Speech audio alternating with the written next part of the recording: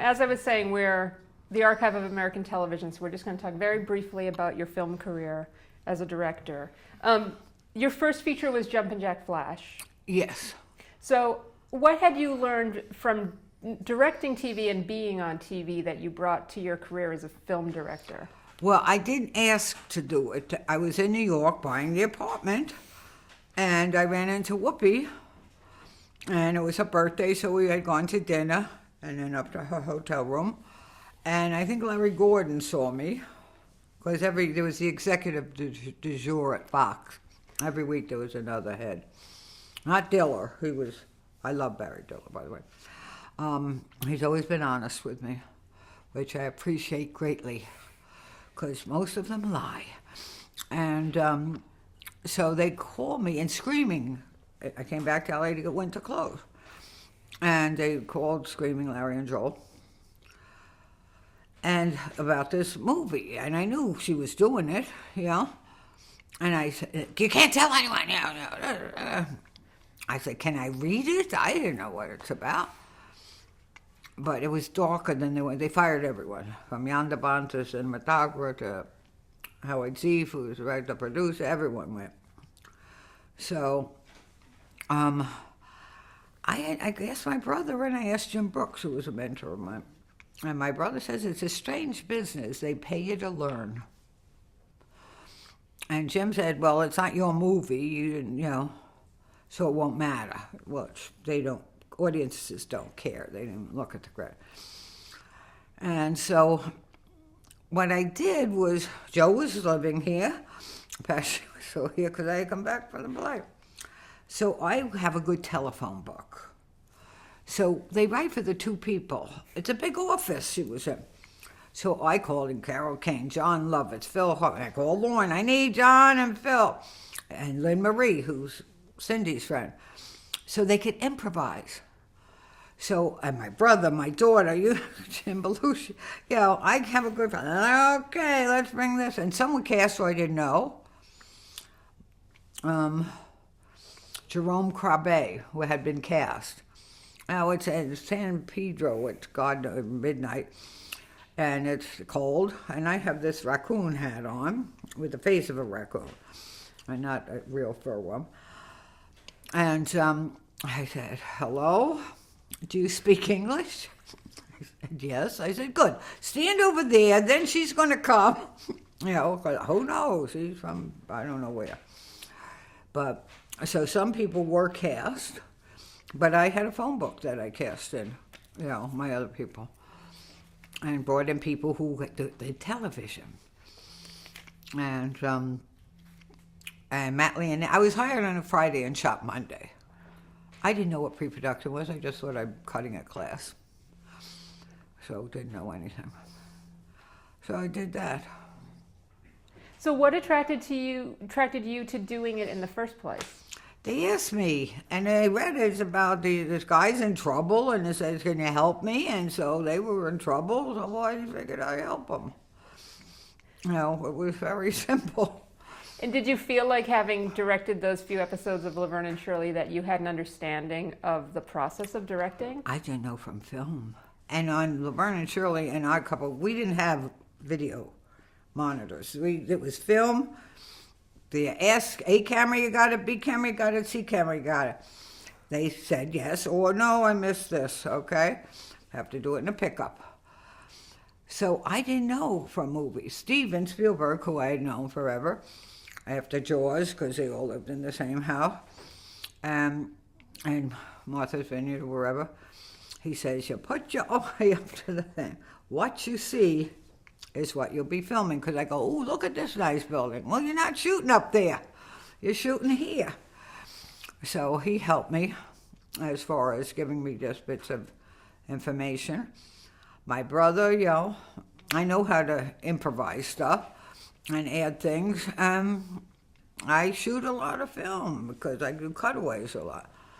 And I got mad there was a dolly shot going into Whoopi, and she never got the line right. So I said, cover, and you can't cut in on a moving shot. I said, I'll put it on the credits. Idiot director cut into moving shot. What could I say? And so, I'll be whoever they want me to be. They want me to be Laverne, I'm Laverne. They want me to be this, it didn't matter to me. But I used the crew greatly. And Matt Leonetti was a DP. He was hired that Friday. Monday we were shooting, and every night I sit with him and make him act with me. And he's doing little X's and these things. I don't know what he's talking about. So I make him, okay, I'm coming at you. He said, Penny, I deal with lights. I don't act. I said, well, this is what I want. So it's easy for me to do it for you than it is for you to make little X's, and I don't know what you're talking about. And so I didn't think I could do it, And I showed it to Barry Diller early because I knew one scene was really bad and it needed to be reshot.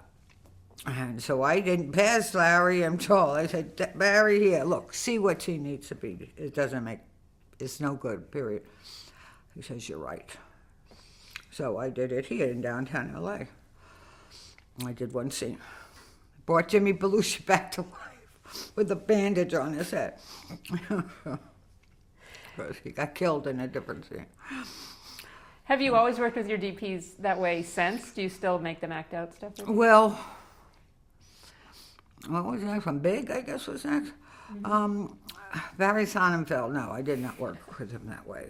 But he didn't like to shoot girls at 10Ks coming out of Elizabeth Perkins.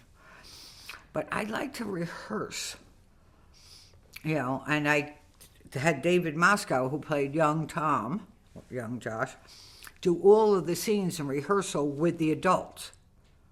So Tom had a guideline of how a 12-year-old would work. They're not going like this, I'm sorry. They're shy. This is an adult he's talking to. He's 12. So that was, that we shot pretty fast because Tom's great. And Tom, I like movie actors, but I like television actors with movie because I could signal Tom, like with the baby corn. They wrote the caviar, okay. So I'm looking around on the table, the worst food I've ever seen. But then I see this little piece of corn, I go, and he goes, he knows what I'm talking about. There's a shorthand. And then, I guess Awakening seemed like. Can I just ask a follow-up to that? There's a shorthand because he's a TV actor? Yeah. Why is that? What is it about being a TV actor? Because you don't have to, there's no method involved. It's called, here's the prop, do it. It's not, think of your grandmother. Or whatever, go for here a cup of coffee. I didn't know what the hell they were all talking about. And I didn't drink coffee, So that's what there's a shorthand, or I make a shorthand. This means bring it down. Well, Robin and Awakenings. More balls. You're getting a little flitty. Of course, the doctor really was, but we didn't care. It wasn't important to the story. But he could improvise easy. And Bobby is a great actor. And Bobby, you gotta quietly say things. But then you gotta go up and see, it's again behavior. There's a scene where Bobby has to shave for the first time when he's out. It's an electric shaver. He was 12 when he got sick. So I said, well, how does it feel? I don't know, girl, I don't shave my face. I said, does it tickle? Does it do, react to it? Just don't do it. So he got that message, and then he played the scene. Without dialogue, knowing he surpassed this film. And it was great. But everyone was afraid because he was on the phone, picking out the napkin patterns for Tribeca Grill. Come on, let's go. And so I've knew him, so you speak to them like regular people. But that's why Julie Kavanaugh, while we're here, walk the other way with Robin, with the hat, without the hat. You got the hat on, go with the hat. We'll put the dialogue in later. So they're fine. And then League was, no girl wanted to write it.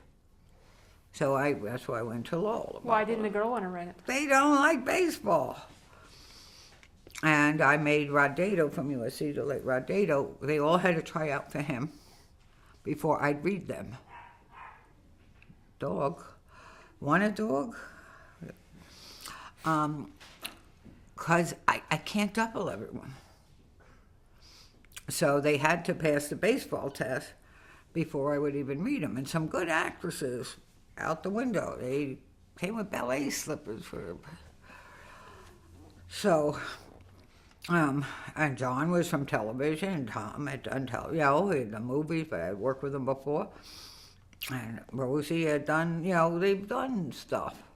So it's easy for me to, you just do a signal thing to a lot of them.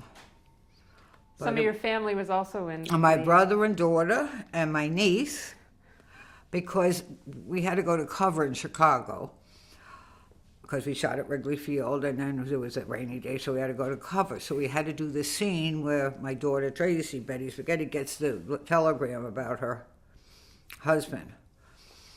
So if that be, then Laurie's already with the other team, and Megan got married. So I grabbed my niece, get in a uniform. Yeah, who's ever around, I put in it. Half my crew, the guy who was a key grip, I think, who played Rosie's father.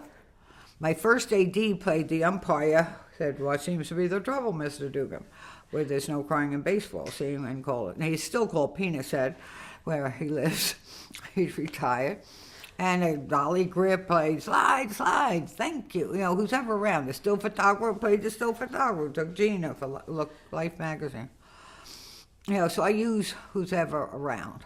Who wants to cut their hair this week, because it's a period picture. And so it's a matter of giving them each a backstory, because it's an ensemble cast. The same thing with Awakenings. You had a lot of inkies, so they each had to have a story. The other people who were sick had to have a story. So when they came awake, they were doing something. And so they don't write this sometimes in the script.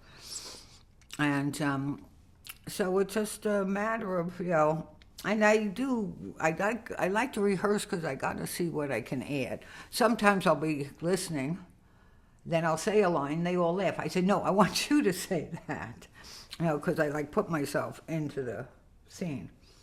And Renaissance Man gave Mark Wahlberg a change of life, who's a great guy, by the way. And Danny DeVito said, just put wood in the budget. I said, what, wood? You'll see, because he's very short. So when we had 2 sets of chairs that the kids sat in the classroom, because when he walked through it, he had to be on boards. That's why his desk was up on a platform. So they had different chairs. It's just all this stuff. And they ask you at least 100 questions a day from all different departments. You want a red pencil or a blue pencil? A red one. Well, we only have one red. Then a blue one. What are you bothering me? And you've made 7 wrong answers, so you go home every day feeling like a failure, that you failed. So that's the weird thing. And monitors I don't use. And I like to watch the actors. And I don't know if there were monitors on. I don't know when monitors came in. I just use it to stage a background. And then I guess Preacher's Wife. And what's her name, who's on Mike and Molly? Melissa McCarthy? Yes. Her favorite story is she was an extra in Preacher's Wife in the church. And I stood on stage and went and told someone, because she was wearing a yellow sweater, which they gave her. But the whole choir's in yellow. So she got kicked out of being an extra. It's her favorite story. She told a friend of mine. And she's great. And and that was the first Christmas movie, and they put it out on Christmas Day. And then they want me to promote it in Europe in February. I said, it's a Christmas movie. Well, their winters are longer. Do they celebrate Christmas on a different day in Europe? I don't know what you're talking about. And I guess Riding in Cars was the last one, and it was 2001, and and we shot it back east. That was Hugh editing. And so they canceled our premiere, which I was so pissed at, because this was a New York crew, it was New York actors. Give the caterers something to do. Give the limo drivers, let's do it. Say it's a safe, I'm from there. Say it's a safe place to be. But the California people, but that's when I called Lauren. I needed to put Drew on as hosting, the week before it opened. So just to put it in context for the archive, this was during September 11th. September 11th. So you were here in LA, I was here editing. and And we were finished, pretty much. And so I could come. They moved all the violent pictures and blow-up pictures till March or something. So I wasn't that. So they said, "Can you come out the 19th of October?" I said, "Yeah." and what did you do in the aftermath? After I stayed in New York after. I went to Havana. I don't like to be in the country when the thing opens. I've been to Moscow and what was then Leningrad. I've been to Laos and Cambodia. I just get out. I did what I could do. What, I got to hear these numbers? I don't know what they're talking about anyway. So I went to Havana. I got the fastest visa you ever saw for some strange reason. Went there, then I went to the Bahamas, and I came back to New York, and I stayed in New York for months. And what you And do? went to every possible thing, whether the first basketball game, the Pataki and David Stern were there. I was looking at the clock because I wanted to get up to the Yankee game. And I guess they were playing the D-backs. And so I left after saying, because the president was there. So every bridge is blocked off. Take the Major Deegan, I see the bat, I'll walk down the block. So I did that, and the fact that the Yankees won those 3 games, they had no right to win against the Diamondbacks was great. It was great for the city. So I'm a New York gal, so I was there for that. And I usually shoot in New York. Most of the movies I've done, we've shot in New York, except for League, which was Chicago and Evansville, Indiana, where Don Mattingly's from. But he's a Yankee to me, even though he does Dodgers. And I went to see him the other night when the Yankees played the Dodgers. But I'm a big sports fan anyway. But basketball is my favorite sport because they wear the least amount of clothes. So what's not to like? In terms of basketball and filmmaking, you a couple of years ago started working on a Dennis Rodman documentary. Yeah, I have like 90 people, but I got talking heads.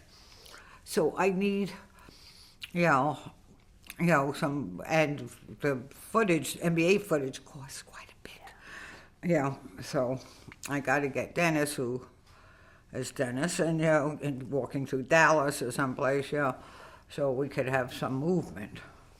Did you want to do that just because you are such a big fan of basketball? No, because he asked me.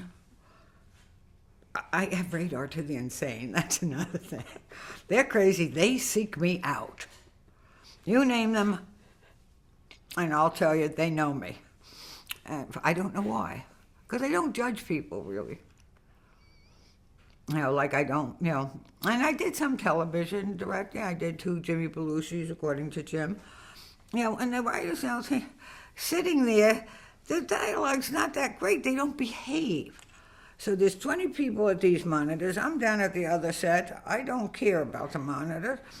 And I'm listening. And Jimmy had to say 5 rules you have to know. He was telling the guy that plays his friend. And he went 1, 2, 3. Then he went 5. I went 4. So my accent is such. So he laughed, the audience laughed, and he went 4. Anyway, then he went back to saying 4. Because why waste the whole joke in the thing, But 20 people say nothing. And, but I'm watching him, and I know the lines by now.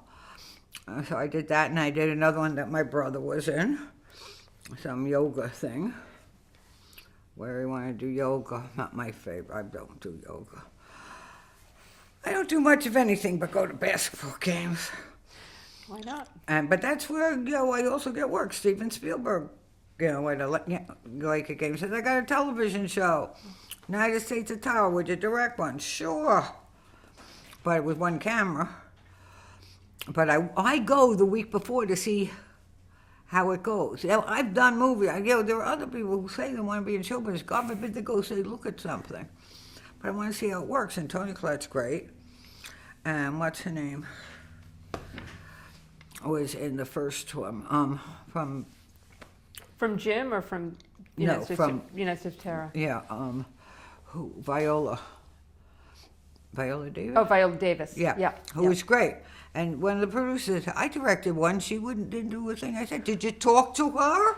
Perhaps if you talk to the actor. Not about this kind of woo-woo stuff. I said, Viola, I'm not coming around that way. You better throw it over your left shoulder. Yeah, there's only because I'm not going to bring the camera around. She's painting something, so go like that. Tell them they will do it. But do you think because you're an actress that you know that and you know that it's okay to say that to an actress where other directors might not have that instinct? Well, I don't know what the other directors say. I mean, look, there are some that know lenses. I know nothing about lenses. It's not my job. Cinematographer's job. Camera operator's job. I work with Miroslav Ondřiček the most, a Czech, somebody who did most of Milos Forman's thing. Mirek speaks no known language. Penishku, but we don't know what he's saying. But we look in each other's eyes. You know, and if he doesn't like something, he'll walk right through the camera. He'll walk right through the shot. Yeah. But he had a great crew who are now all DPs. And because I use multiple cameras most of the time. And that's from television. And you can catch more stuff. Soundmen hate me, but what can I tell you? But Dugout, they got 12 girls. They write for 2 people. There's other people doing things. And so it's just a matter of time. So I don't know if people know lenses. I just say I want to go not blurry in the front and not blurry in the back. I don't like the long lens or the racking of focus. I like to see everything. You know, so I don't know what the lenses are. That's not my job as far as I'm concerned. And so that's why with Jimmy, so it was fun. I knew, even though there's a 4th camera that's always shooting something, another camera's shooting. And I didn't even know, but because the audience is raised, but they have monitors up there. I never met the person who put whatever was on the monitor. Who knew? Why aren't they looking? The cameras are much smaller than what we had when we were doing 3 camera. But I just used to put a piece of paper, because I did Tracy Ullman back. And I put a piece of paper over the 4th camera. It was always shooting something we already had. So I don't know what that's for. And then, I said to Ty, and Eddie Izzard was in the next season. He's great. And Tony's great. Tony Collette's great. She just wants to see the last take to see that her Australian accent isn't showing. Oh, that's interesting. No, and that's a valid thing. Totally. You know. And somebody said, I don't like this line. I said, what do you want to say? I don't care. As long as it's within it's the same essence of what it is, you know? Yep. Because sometimes it doesn't fit in their mouths. And that's what writers have to understand. It doesn't come out. It's 90% fits in everyone's mouth, then 10%, that's not how they talk. No one talks this way. So that was just what I did. And then I'd rather be doing television now, because it's faster. You know. So I wrote a book. In the interim, my mother was nuts, which you could get on Amazon. And now, I don't know. Why did you pick that title? Because my mother was nuts. Whose mother wasn't? Yeah, that's true. You seem like a pretty private person, so why did you decide to write an autobiography? Well, because what else do I know? Am I going to write about Garcia? You know, I don't know. I could only write what I know. I could only act like I am. That's what I know. And I didn't put down anyone to, you know, there were things I didn't write, but you were fair, I thought. you know, so I had a, you know, Fixing Cindy now on story. But why not? You know, so I've just been waiting for basketball season to start. So many of all of your films really just have such a sense of heart. Is that what draws you to a project? Well, I like to be able to laugh and cry. That's what I enjoy in a movie. If you laugh at something, then you cry, and you're moved. And I like a story.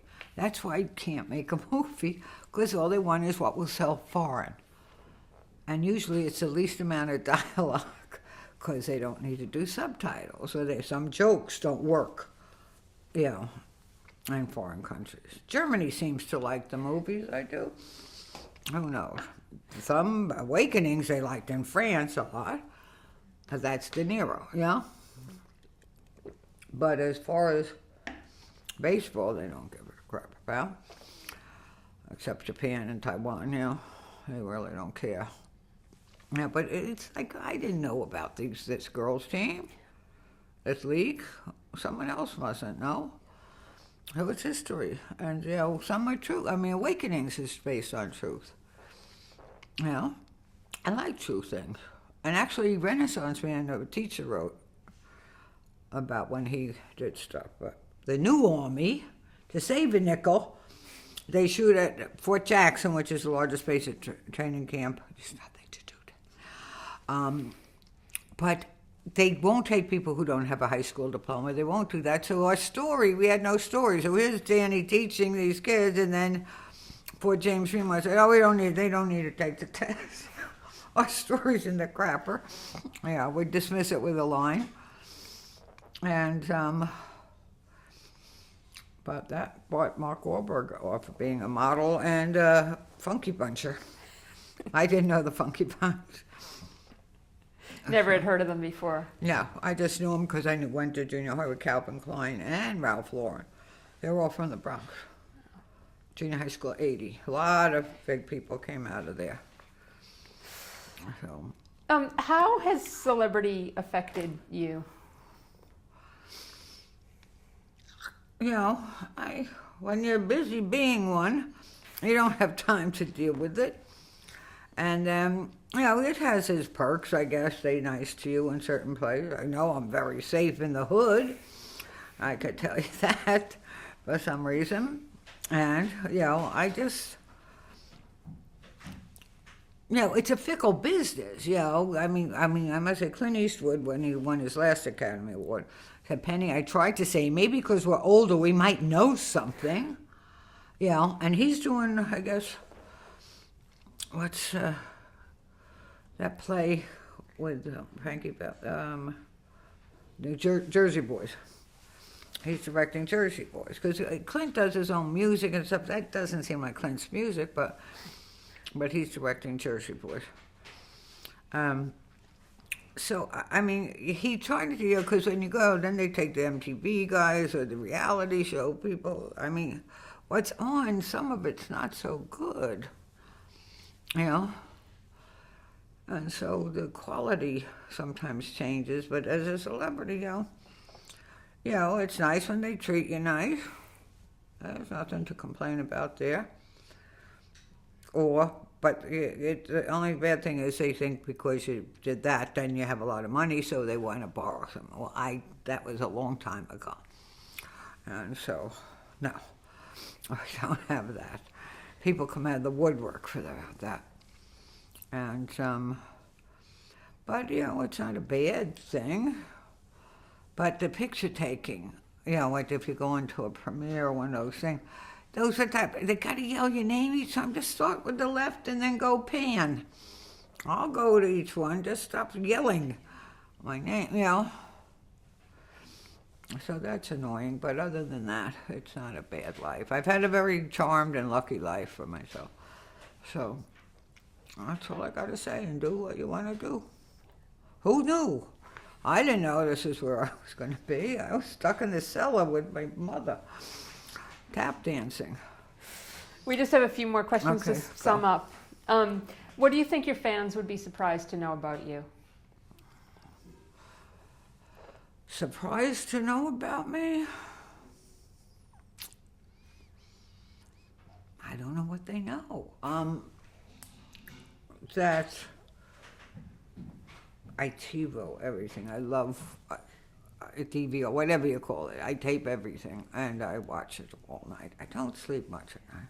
What do you watch? What are your favorite shows right now? I still like the cop shows. I don't watch reality unless it's a contest. Amazing Race, Survivor, those kind of. I'm watching Siberia. What the hell is that? Yeah, and one of them's over. Falling Sky is over for the season. So there are certain ones that ended. So I watch, Burn Notice. I watch, from they cut off. Thank God I have a dish. They cut off CBS. Time Warner, I don't know. Because I had it in New York and I got a dish because it never worked. And the building's wired for Time Warner, what can I tell you? So I have dishes here and here, but not all televisions are hooked up. That's because when the kitchen isn't hooked up. So Terry came in, who takes care of me. Can I see if 2 works here? I said, you got it. And it worked on the dish. But I watch a lot of television. I'm very happy in bed. I'm very happy watching TV. And if I don't, I delete it. Who is your fan base? You were kind of saying during a break that you have a pretty broad fan base. Well, I don't know, because they were asking me about actors for one movie that I don't know anyone in their 20s. I'm sorry, because they're all in the vampire things, and I don't watch them. Sorry. And so, and everyone is the same age as when I met them. If they were in their 20s, I met them, they're still 20 to me. I don't care how old they are. And so, I have a fan base that I'm big with cops, I'm big with firemen, I'm big with inner city. I'll be in New York in a car with a baseball cap and glasses, and they'll say, hey, Penny, through the window, and they're even tinted. I go, yo. And at the Dodger game even, I went down and saw Joe Girardi, Derek, kissed me hello, and I sat with Mattingly, because he's the Yankee in my book. And so the fan base is, those sports enthusiasts talk to me, and inner city, and people of color. And I don't know if it's for Preacher's Wife or because Vernon Shirley we were poor, and I understand that. But I'm very safe to go places with. What do you consider your biggest achievement? My biggest achievement, that I'm still alive. I went through a bout in 2009, of cancer. Knock wood, and I shouldn't be smoking, but I'm okay. But I'm the only one who gained weight. Everyone else with cancer shrinks. I gained 50 pounds. I don't know why. I have a very strange constitution. Why could I lift Cindy up and spin around? I have a strange constitution. I never worked out. I never did gym. Don't like it. I'd rather play a game. I'd rather play tennis badly. I'd rather shoot a basket, anything. Then do a treadmill or sit on a bike that hurts your butt. No. So I have a strange constitution. So right now, luckily, except that I'm overweight, and I know it, I've been pretty lucky. So that's a big thing that I overcame and was very lucky about. And it didn't hurt. Nothing hurt. Really? I had no idea. A friend of mine said, you're walking funny. I said, no, I'm not. Amazing. What's your biggest regret? My biggest regret?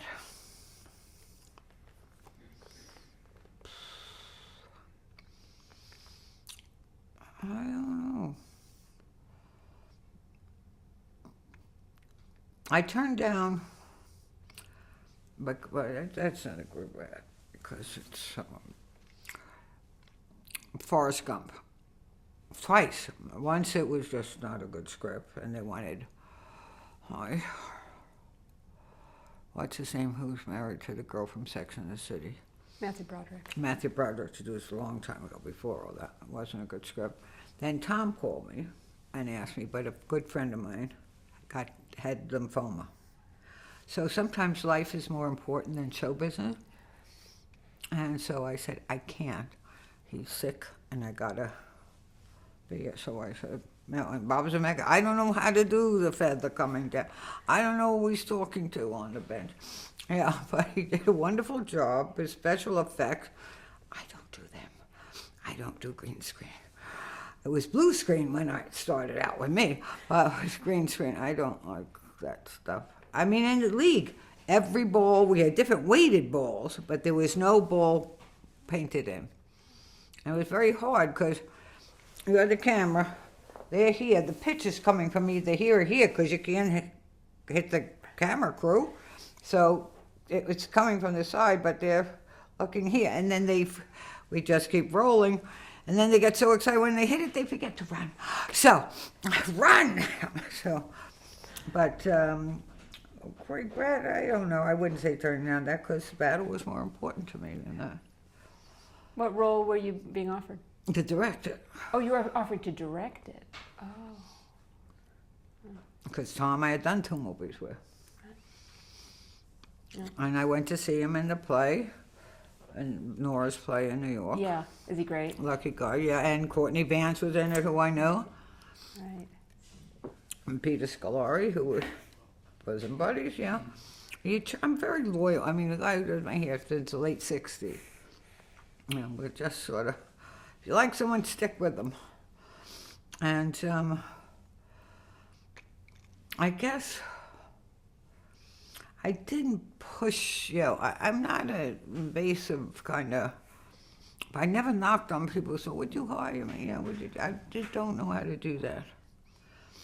So they have to find me, and so that's where I'm a little lazy in that kind of thing. Because you can't retire, it seems. When I was growing up, 45, 50, you were finished, so I thought I was finished. But no, I got to keep going for some reason, because the economy's so swell. What's your advice to an aspiring actor? My advice to an aspiring actor, just take classes. I don't even care if they're good, but you get to work with someone. Used to be you went to a class and you picked out the guy you thought was cute to do a scene with, but you can't act in a vacuum.